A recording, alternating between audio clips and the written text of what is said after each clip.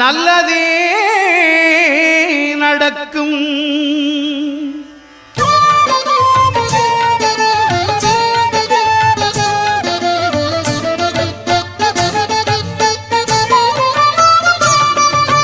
ஒன்பது கோளும் ஒன்றாய் காண அங்கு கற்பகம் என்னும் கடவுளின் மெய்யில்